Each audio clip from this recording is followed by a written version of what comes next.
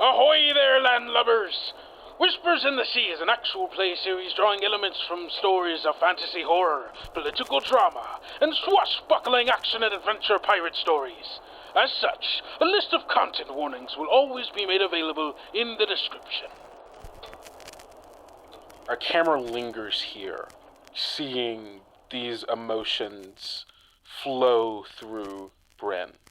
And Brynn, you feel this wave pulsate through you. And as it kind of pushes through you, this almost deep boom, there's this moment where you can't quite tell if it's against you or the body of the ship. Avery, Is everything alright? just a little while ago, there was we hit something, or the absence of something. Something happened. I don't believe I know what you're talking about, but I have been a bit preoccupied, so I could have missed. Is there an emergency? I am wondering if in order to allow Hano and Felix a glimpse into the connection of the Celestials, could I roll Twist Fate? As the three of you open yourselves up to the influence of the world around you, it doesn't feel like you necessarily. It's hitting you like water against wood, and I don't know how to describe that in a way that makes sense for the human body, but that is the way Felix is experiencing these waves. You recognize something out of this, out of the rhythm of these waves. This is not just random, it's music. And I think he sort of starts, humming. Avery, you recognize this song. Is there a version of it? The many songs, of course, one sings in the Church of the First Song. This is one of those songs. The constellations form what looks like vaguely humanoid body, but things seem warped and twisted, and it knocks an arrow, pulling the string back and letting it fly. And within a moment, a flash, a flicker, an arrow with the same stone for a head finds itself lodged in the crow's nest. And you see, rising from the waters, a ship. Its masthead is the first to peak, breaking the surface high into the air, slamming down, breaking the water. And you see a ship. The Union Navy is here.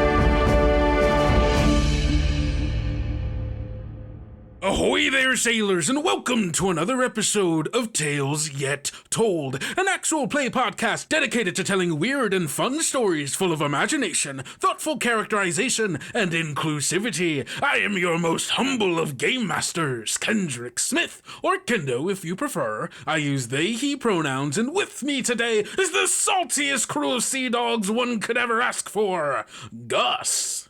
I'm Gus. I use he, him pronouns.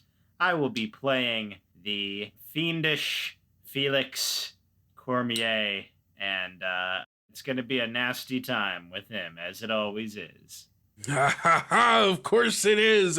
And our next nasty time, Hilda. I was about to say, careful. Who's that going to be? Alright, I guess it's me, the nastiest of the crew.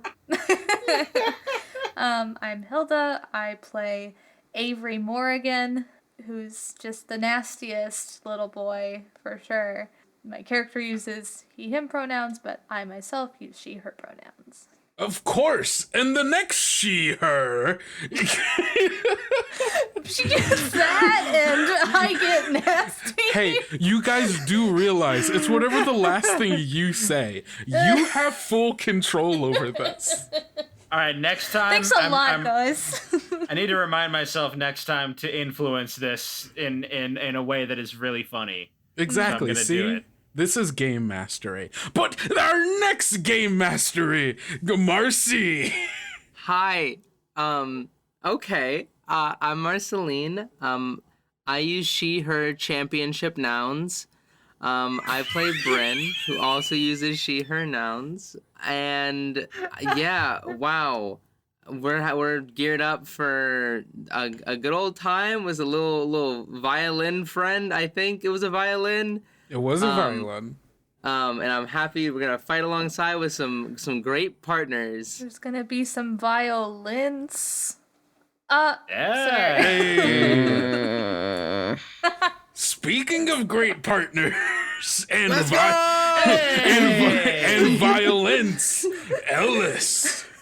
Hi, I'm Ellis. I use they, them pronouns. I play Thorin and Eldoris, who use he, him, and she, her pronouns, respectively.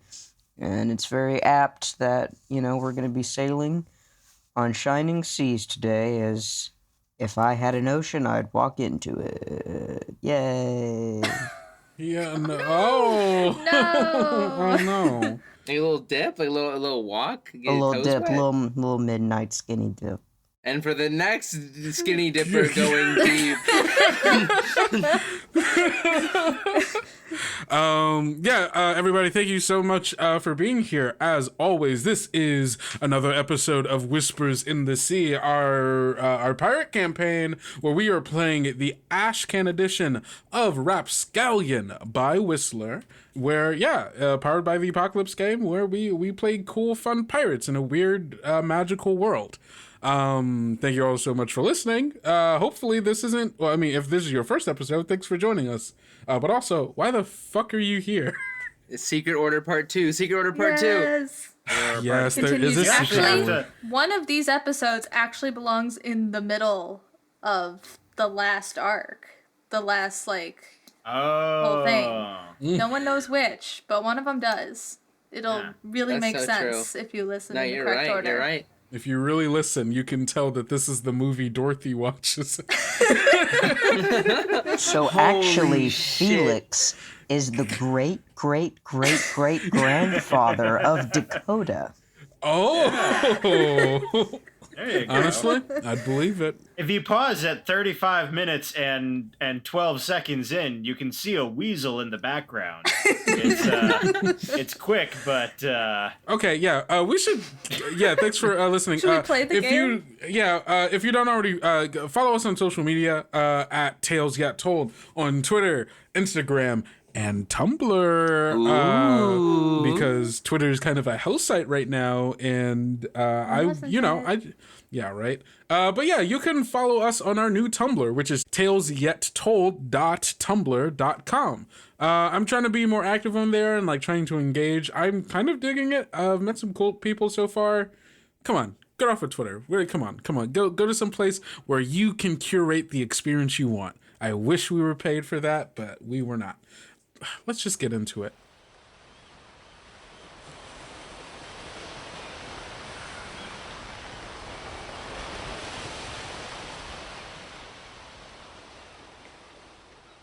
Our camera opens up on a dark, watery frame. Bubbles slowly rising from bottom to top. We're moving through the water fast. Muffled in the background is the hastened and fierce playing of a violin as we move through. And slowly, as the camera begins to pull back, we see the mast of a ship moving through the ocean. Standing along the bow of the ship is a man wearing a bright blue naval coat with gold trim. In his hands is a ivory white violin, the source of the music. Far ahead of us, we see the shadow of a ship in the water. We're getting closer. And as we get closer, the music gets faster, more fierce, more passionate. We don't see the face of the man playing this music, but we do see his body as his legs spread to get a more sturdy stance. His posture stiffens. As the camera moves further and further back, we see that there are well over a dozen other naval officers here, all tied to various parts of the ship, helping them keep their balance as they prepare to surface. The ship and us move up, and we see as the prow of the ship pierces the surface of the water, cutting open a way as the ship bursts through the water. The front of the ship lands hard against the ocean as it tries to steady itself after just having surfaced.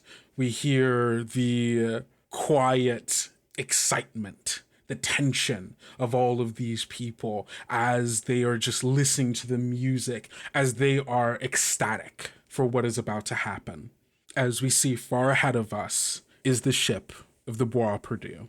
And our camera cuts to the top of the highest crow's nest of the ship, where some of our crew, Brynn, Felix, Thorin, Avery, and Captain Hanno, the 5 of you stare off into the distance as you see this ship rising out of the water, and the man with the white violin at its front. And you're recognizing that these waves, this music you've been hearing, they are the source. I think right now Hanno is still a little shaken from everything that has just happened. She has just come out of her kind of trance that was brought on by Brynn, and the star meteorite arrow flying out of nowhere, and the visions that she's seen, and then now this ship. I think right now she's a little bit paralyzed by everything that is happening. Even so, Thorin is going to crawl over to Hanno, who I imagine is still sitting on the ground, and kind of take hold of her and say, Hanno, we're in hot pursuit. What are your orders, Captain? Yes, okay. So Hanno kind of steadies herself, tries to get herself to her feet, and says, we're not going to be able to outrun them. We're going to have to fight. Well, we aren't quite sure it's a fight yet.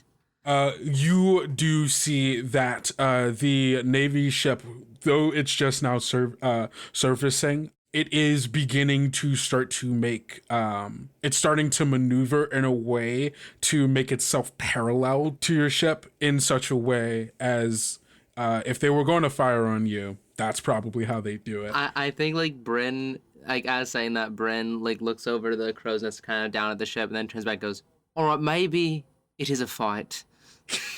Look, okay, awesome. And we'll turn around to off of the perch of the crow's nest and call down to everyone. All right, you fuckers, battle stations, Navy's on us. And we'll turn back to all of you. Brynn, can you get the ship in fighting order? I would need a moment, but I of course, Hanno, yes. If there's anything the crew can help you with, let them know. Let them do it. Avery, head down to Fontaneva. If there's anything that you're going to be able to do, she's going to be the one to tell you. Felix? Yes? They aren't pirates. I know I can't necessarily ask you to do something you don't want to do, but this is my ship. You're on my crew. At the very least, protect the ship. Oh, Captain, if you're asking me to murder military officials, You don't need to ask twice. You see a smile goes across her face. She gives you a sturdy nod. I would like to, before I leave the Crow's Nest in general, I'd like to, if I can, take a look at the ship, on the people on it. What do I know about these kinds of ships in the Union or the Navy in general? What do I know about, the music that's being played, and like what do I know about the people that are approaching us? Yeah, it seems like you're trying to do an investigate move here. Sure. When you investigate a scene in detail, roll plus vinegar. All right. That is an 8. Okay, on a 7 to 9, ask one of those questions. Is there something dangerous here? What and where is it? Is there something hidden here? What and where is it? Is there something that I can use to my advantage? What is it? I'm looking for a blank. Is it here and where? I'm going to go with, is there something here I can use to my advantage? Okay, awesome. To answer your question, is there something here that you can use to your advantage?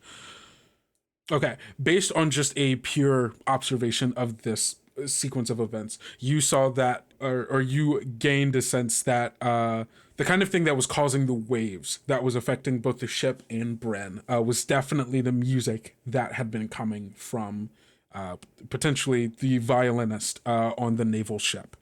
You also notice that upon the ship coming out of the ocean, and as it's starting to move, the music has shifted.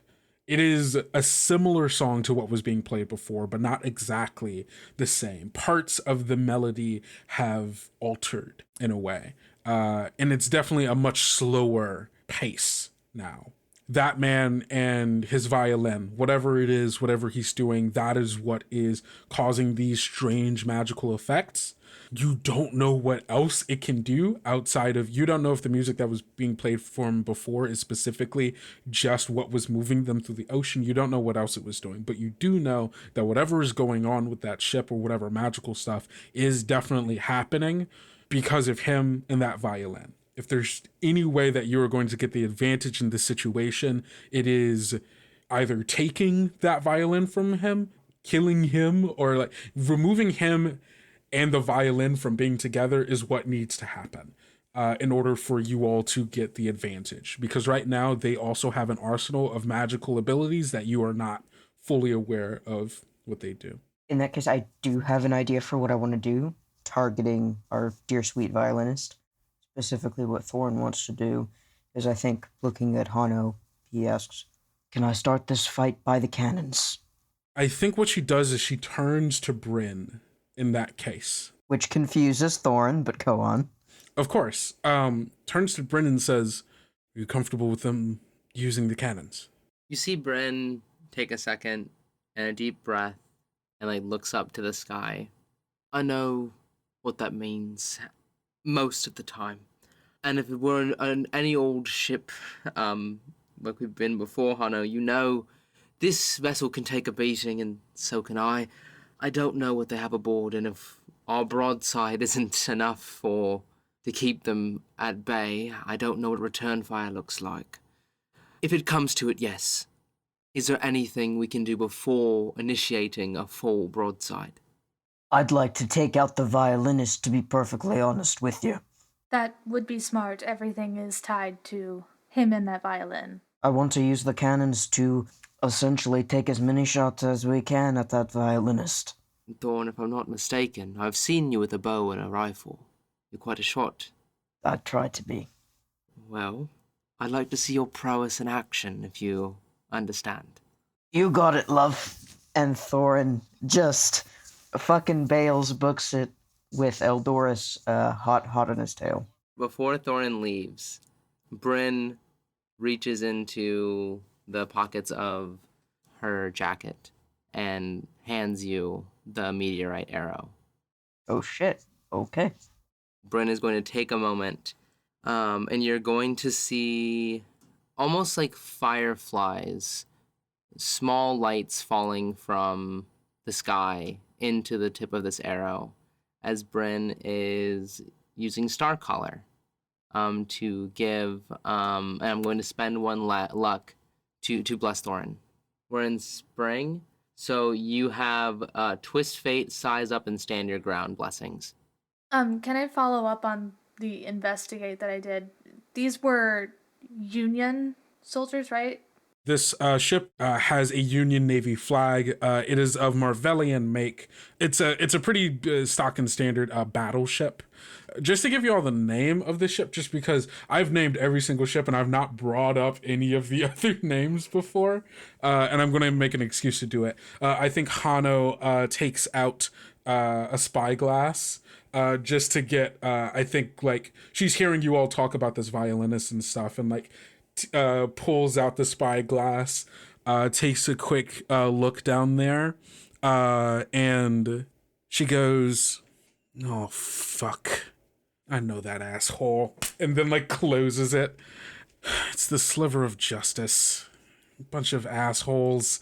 Captain's a real prick. Is that the captain with the violin? Or? Yes, Hubert. And tucks the... tucks the spyglass into her jacket. I'm sorry to any Huberts listening. I'm sorry. Yeah, you all just laughed at Hubert. Hubert's a good name. It's just not intimidating. I just got Hubert from Fire Emblem in my brain. Very different person. Very different character. Okay, cool. So you all seem to have kind of generally taken stock. I will say, as you handed off the arrow, Brynn, gave it to Thorin, Felix, you feel that whisper in the back of your mind again. It's not quite as strong as before. It's not an intense sensation of desire as it used to be. Now it feels more... Suggestion isn't the right word. It feels like there's someone, a devil, whispering on your shoulder. Get that arrow. I think he responds out loud, but like very under his breath, not trying to call attention to this, and just goes, "Now is not the time. If you would notice, we're in a bit of a situation." Do I hear this? You hear Felix's half of this conversation, not Damian's, but you would have you have some context as to what might be going on. Brynn like walks over. Felix, what you mean? No time. For what? What's happening? Oh, and Felix like pauses to like assess with the like connection that Felix and Damian have right now. Do you think Felix would be able to tell if Damian would want him to tell Brynn about what's going on? As she is asking you this question and you're like thinking like, do I respond? You get this real deep sense of no. I think even as you try to think about, okay, how would I explain this? How do I explain this? I think you feel those words, even the concept of those words, get caught in your throat. Like a burn, like a real smoky burn in the back of your throat, trying to keep you quiet. Maybe what Felix is able to get out. We're having some disagreements. Understandable.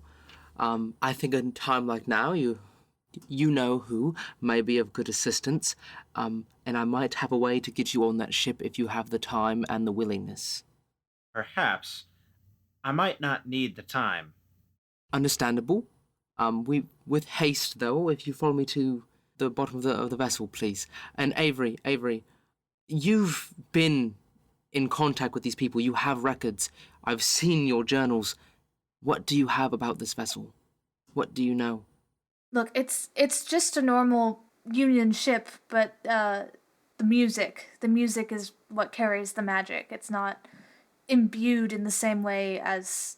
It's just the violin is what is... Or that captain, or maybe both. I'm not positive which one, chicken egg, but... Now, all of this is very helpful, Avery. I appreciate you immensely.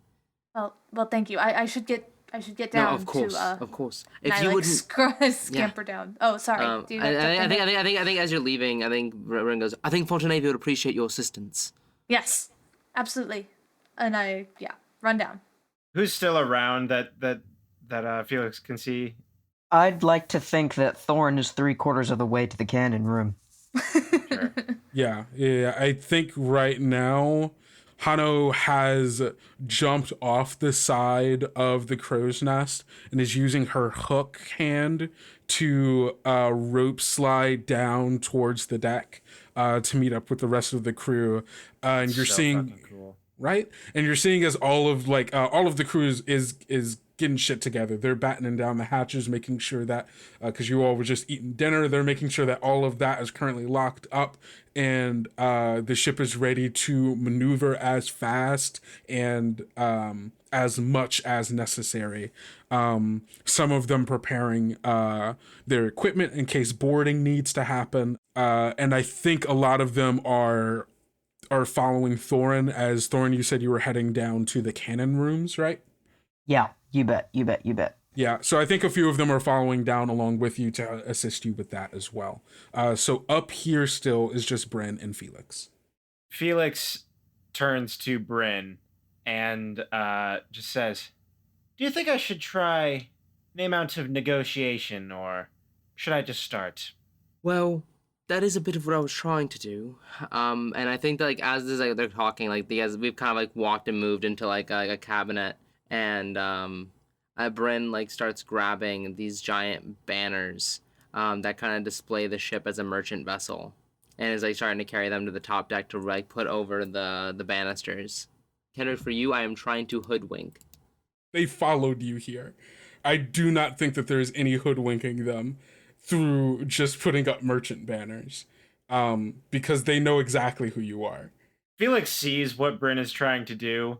I think he like sighs, and he goes, "Quite frankly, I don't usually require mutual ill intent before I go on a bit of a spree, Brynn.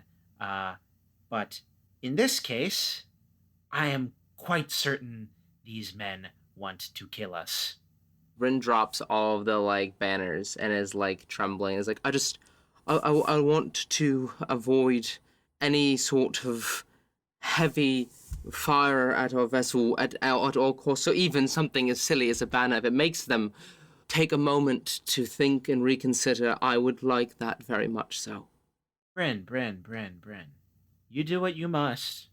And he takes out his pipe and he says, "I will simply give them a little distraction." And Felix steps out, and I'm going to use Dark Magician. Okie dokie. 10, baby. You bastard. All right. Are you spending 1 or 2 luck on this? I am going to spend 2. I am using, for a scene, you can shapeshift into any animal as big as you or smaller. Okay, cool. What are you turning into? Felix is going to turn into a bird. Specifically, he's turning into a common swift, a very small and very, very fast bird. Okay, awesome. And I think what this looks like, as with all of his magic, he takes a drag from the pipe. When he exhales, the smoke sort of envelops his body. I think it's almost just like he is covered in a cloud of smoke, and then when the smoke dissipates, he's not there, and this bird is.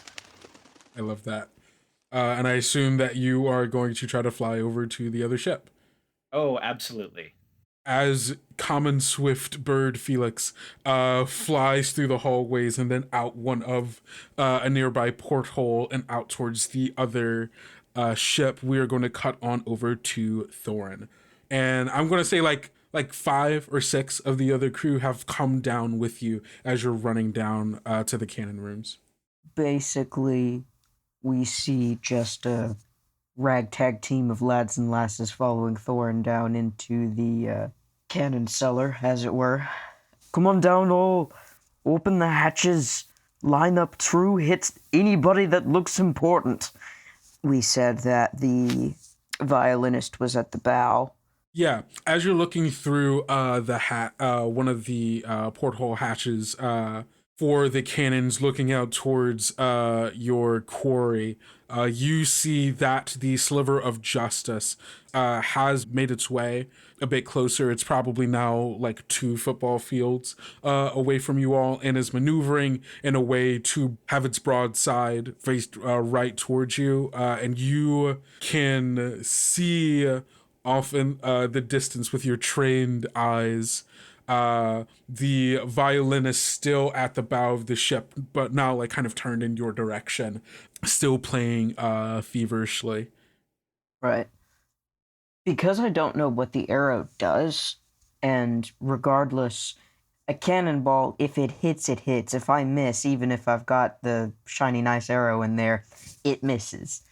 Can I use this move, man the cannons, as many times as I need to, or is it a... No, you can man the cannons is your move that you are using.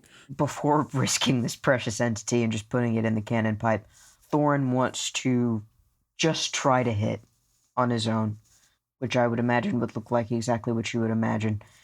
Filling the cannon, taking aim. He asks Eldoris to kind of go out, ride the wind, so that he can kind of see what the wind flux is looking like, and then shoots. So I will roll 2d6 plus your rank with the ship, which is 1, so +1. 7.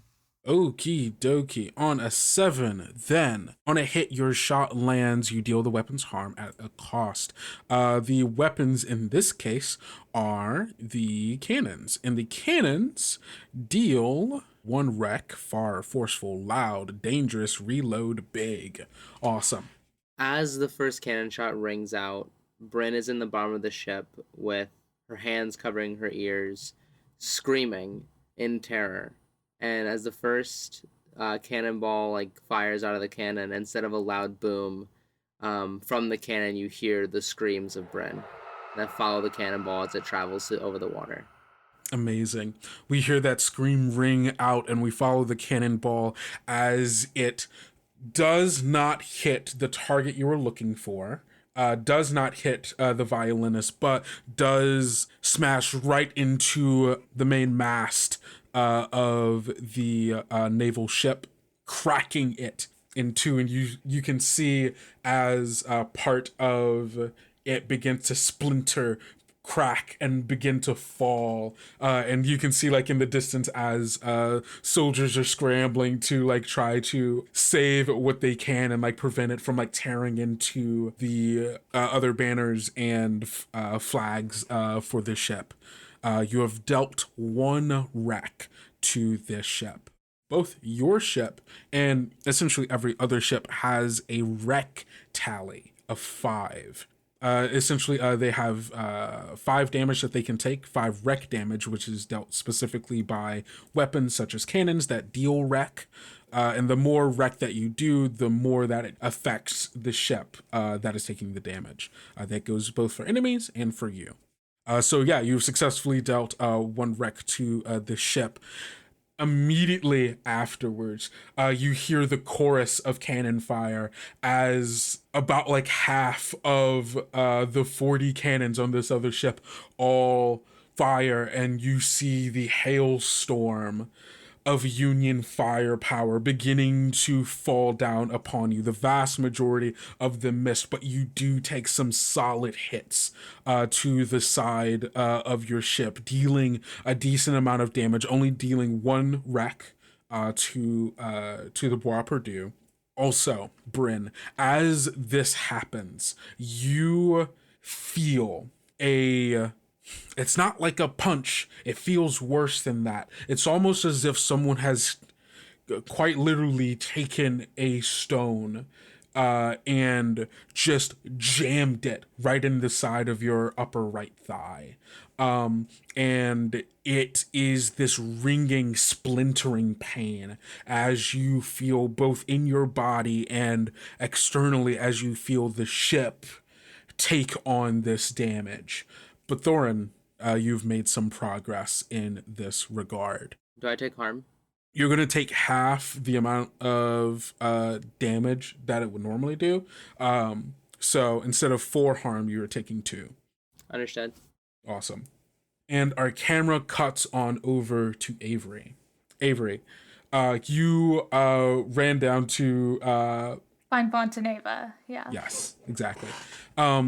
You get down to Fontaneva, and Fontaneva is like trying to make sure that like everybody is coordinating, making sure that people have hands on rigging and all the other things necessary to help start maneuvering the boat, which normally the boat would be doing by now. Brynn would have normally gotten you all in evasive maneuvers, but kind of like everybody is like sitting and waiting, and it's not happening.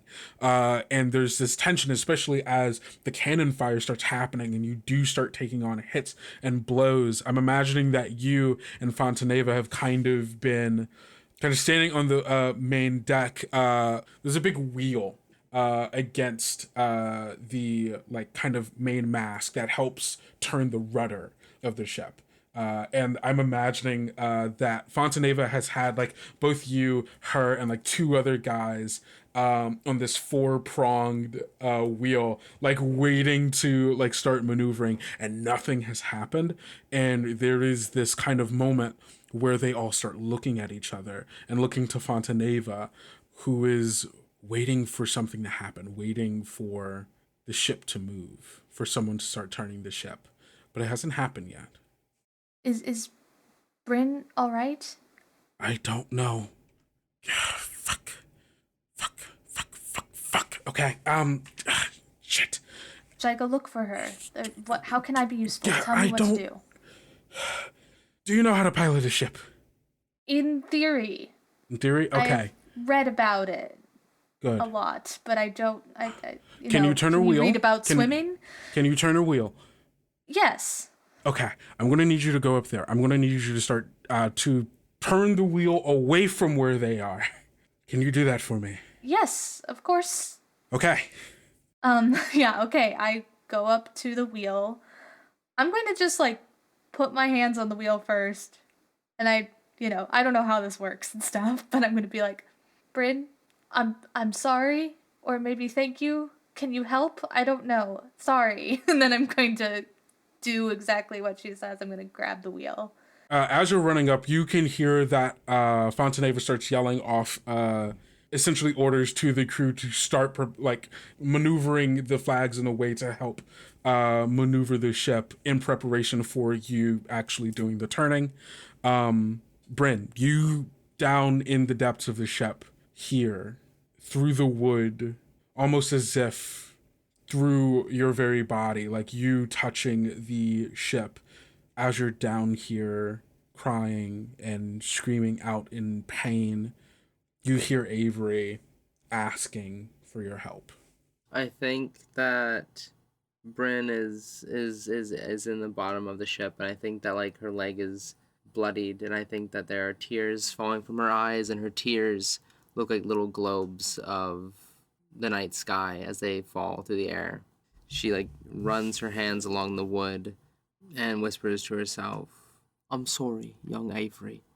Forgive my cowardice."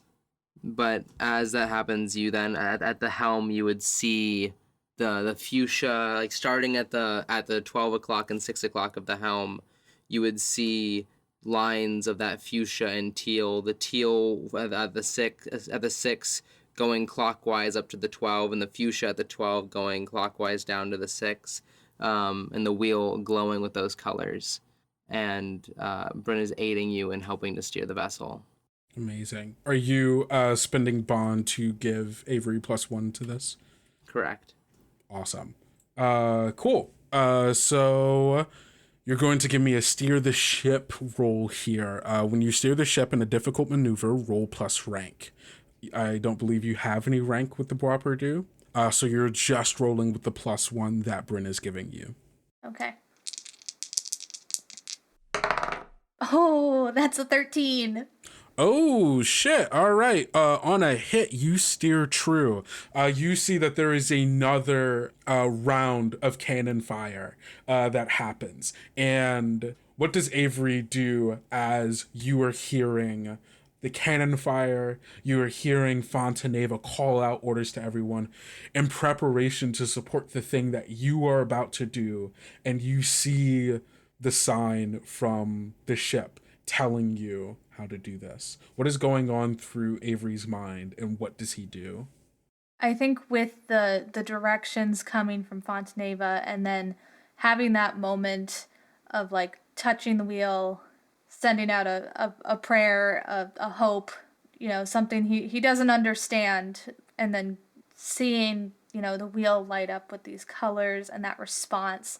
And when he grabs onto like two of the spokes, just feels like a wave of like calm and like knowledge, like sturdiness kind of like comes over him in like, I know what I'm supposed to do in this moment, and I know that I'm going to do it because I have help from the ship and from the people guiding me, and like I have to do this and I'm going to. And listens to that guidance and just feels almost where the ship should go. Like, I want to almost say, like, if I can, like, taps into some of what Brynn feels with, like, how the ship moves and feels in the water, and, like, can feel a little bit of that, like, through the holding of the wheel, and, like, just guides it away. Yeah. As you are holding on to this, you feel it much like a hum almost. Yeah, it's similar to driving a car, right? Where, especially if you don't have great power steering, where every turn of the wheel is you turning the full weight of the vehicle that you are driving. You can almost feel through the wheel as the tires are grinding against the pavement below you, where you can like in that driver's seat, you can almost feel how the car feels as you're driving it. That's what's happening right now for Avery. As you are turning it, you can feel the ship as it's resisting the push of the waves. You can feel it as if you were trying to turn the whole weight of the ship. But you're not alone here. As you are beginning to turn it, and everyone else can feel the motion of the ship starting to turn as well, Fontaneva is calling out all of the orders. Everyone moves in this coordinated dance almost as they start pulling on rigging, maneuvering the flags, turning the rudder of the ship, and that resistance eases as you're able to move, turn the ship, putting it on a different course, avoiding this new chorus of cannon fire. As you all are hearing the cannon splash one after one, either going over you or having just shot a little bit short, you can hear the people and the crew down on the lower deck cheering and shouting out in this approval and appraisal for what you've done for them, having just avoided another really bad series of blows on the ship. And then we cut over to Felix. Felix, as you are flying through the air, I'm almost kind of imagining you're flying as like cannon fire is kind of going back and forth. You're kind of like easily avoiding all of this cannon fire. What does it look like as you're flying?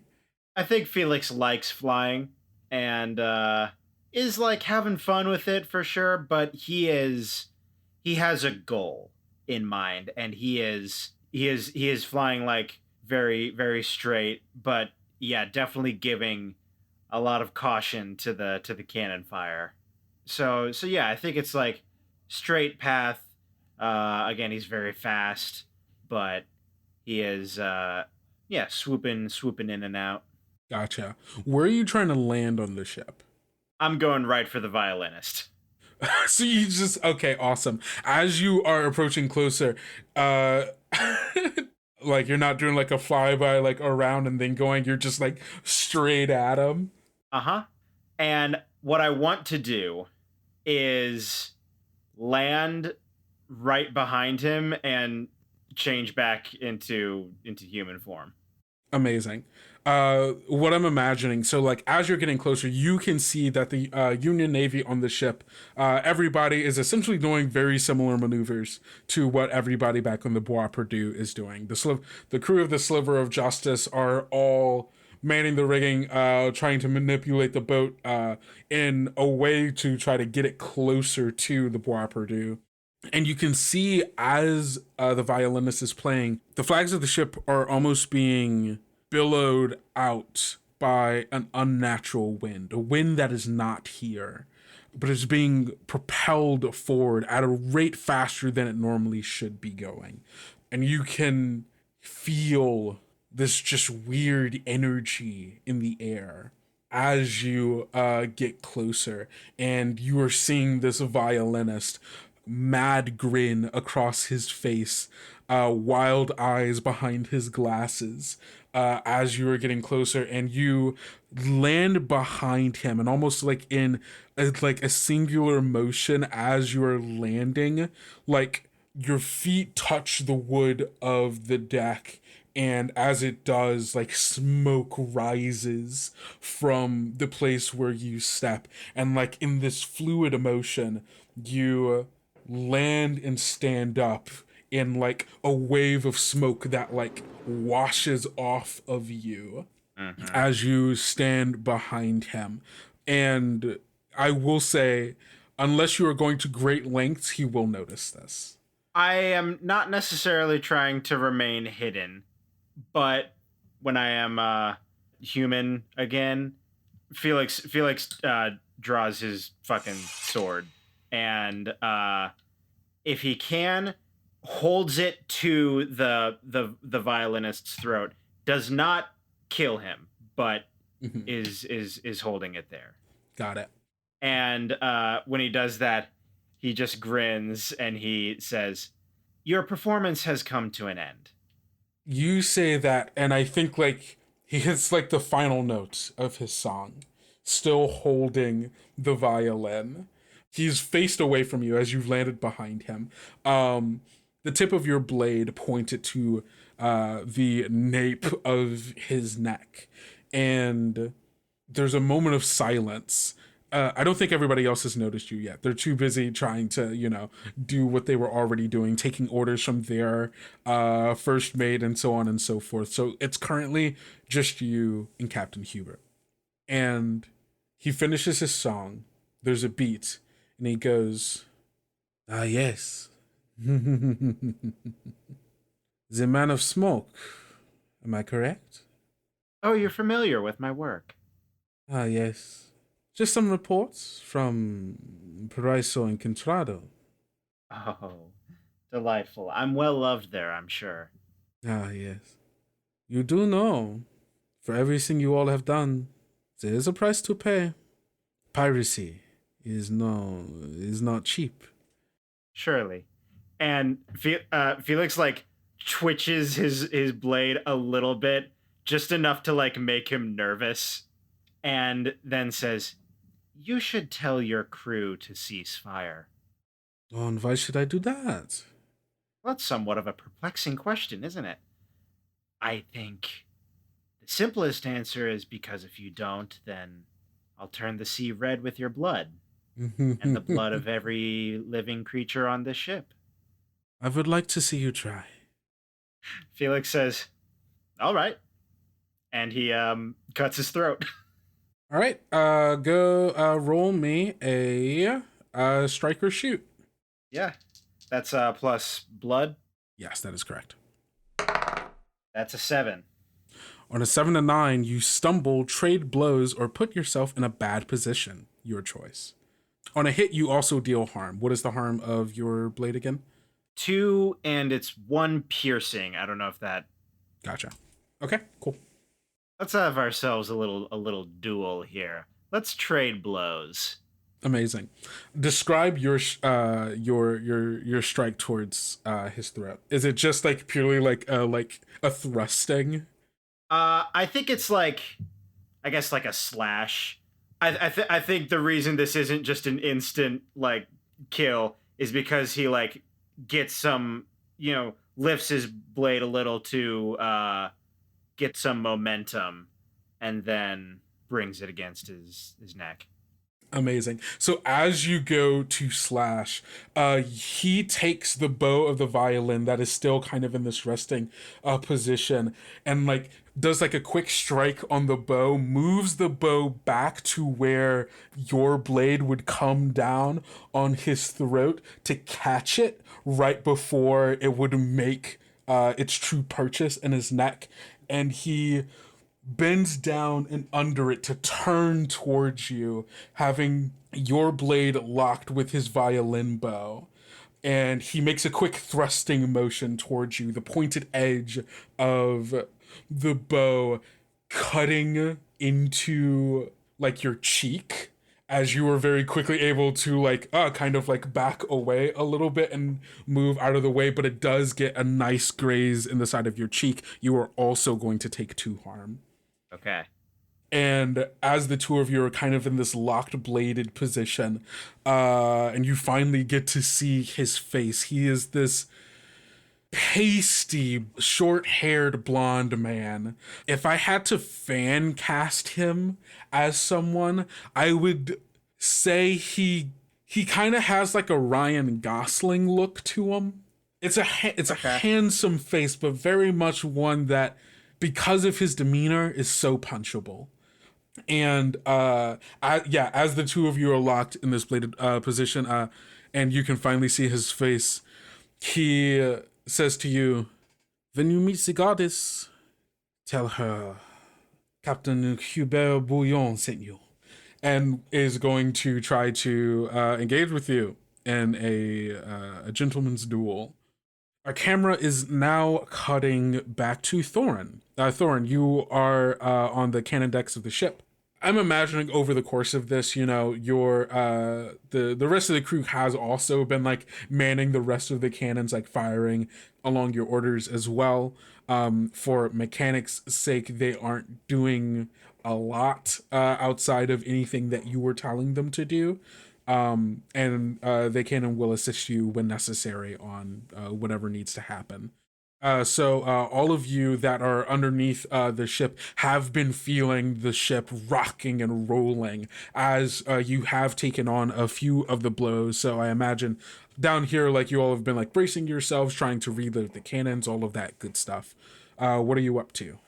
I mean, at this point, because the ship, unless you're a magic boy, the ship is not yet boardable. With that, I'm just gonna man your cannons again, and I guess what I'm hoping to do is telling the lads and lasses that are manning the cannons to kind of fire a barrage. And basically what we're aiming for are, I think, predominantly from masts, because I can't really aim a cannon at Gus is doing right now, lest I hit Gus. Basically, I just want to totally take their sails out. Just completely maim them. Because if we do that, worst case, we can just leave and they're kind of fucked. Yeah, amazing.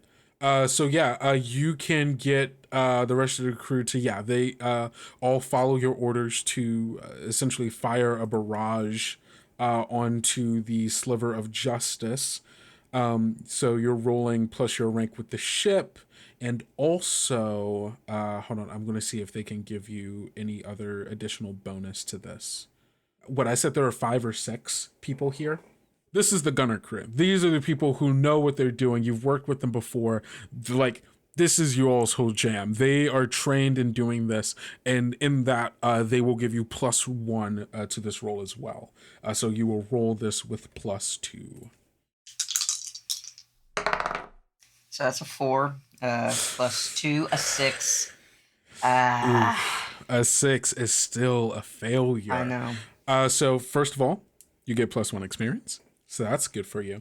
I think for you, our dearest Matalo, I think what you do is you stuff down the cannonball, gunpowder, all of that good stuff. You pack it in. You light the cannon. You take aim. You're ready to fire, and the wick goes all the way down, and then there's nothing.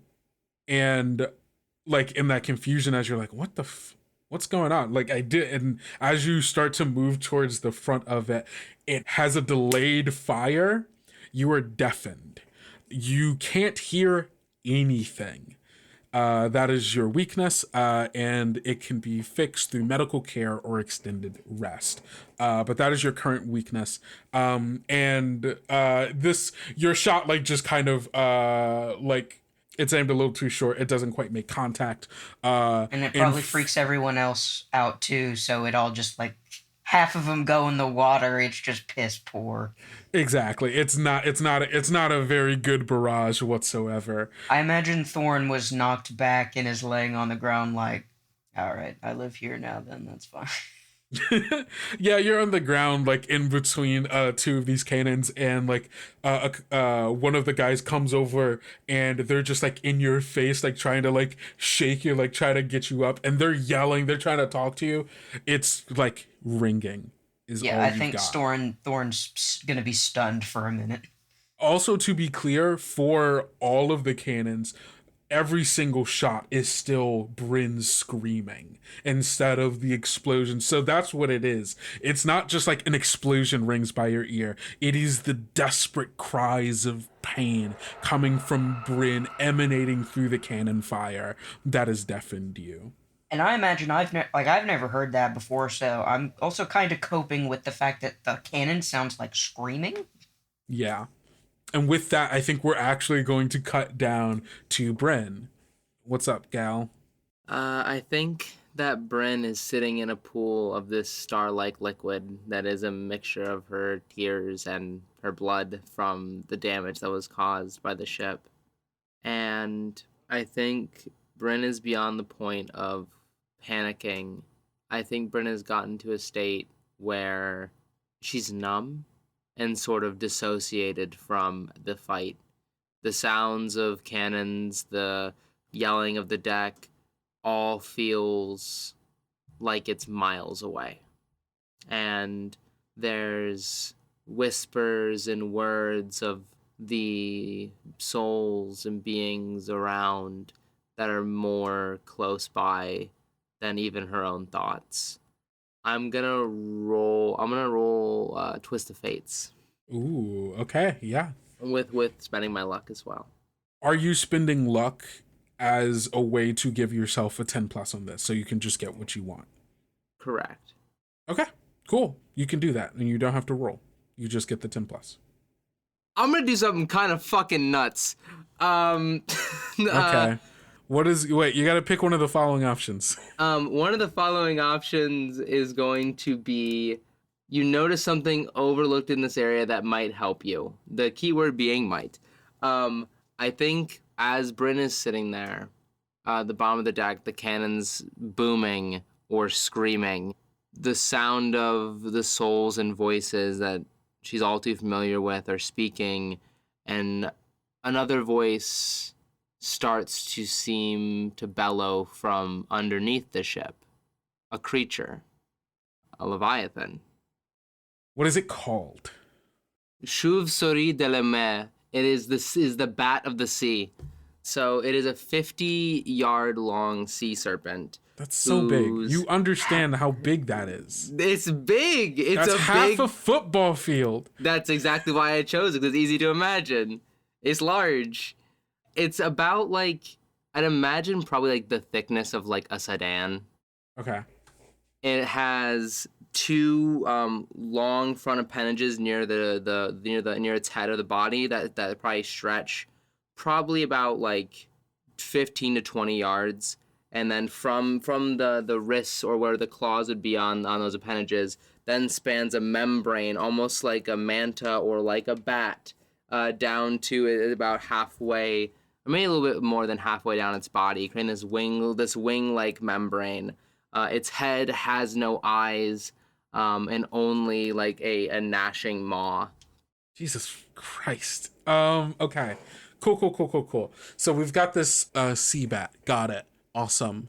Are the front appendages the wings, or were the wings and the front appendages two different things?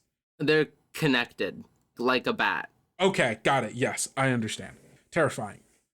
Much like bats and dolphins, these creatures emanate a sound to locate their prey. And Brynn starts hearing the whirring and the thudding of this creature in the water.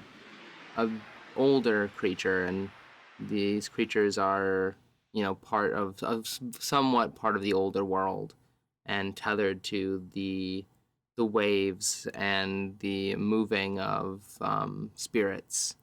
And so Brynn, upon hearing the sound of this beast, phases through the floor of the ship and into the water. Am I able to tether myself to the ship spiritually, so that I'm not just thrown into the ocean and abandoned?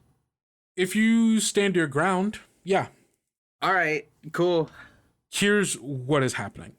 Mm-hmm. As you are floating through the floorboards of the ship down below and phasing through the bottom of the hull of the ship, you feel yourself being compelled by the waves of the ocean to just be thrust downwards and back and forth through the currents of the sea. But you are doing your best to attempt to stand your ground from this. To do so, you must spend X bond with someone or something relevant. Explain how the ship is helping you overcome yourself. Yeah, so as Brynn hears this calling of this large creature, Brynn phases through the bottom of the ship, and as she does so, there is a moment upon hitting the cold water that she is kind of reminded of the situation that they're in and the dire circumstances, and the roaring and screaming of cannons loudens quickly, even though it's separated through the water.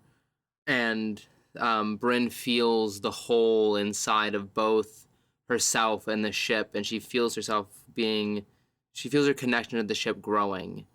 And almost like a small rope, there is a fuchsia and teal tether that reaches out from the underbelly of the ship and wraps itself around Brynn's waist as she descends into the water.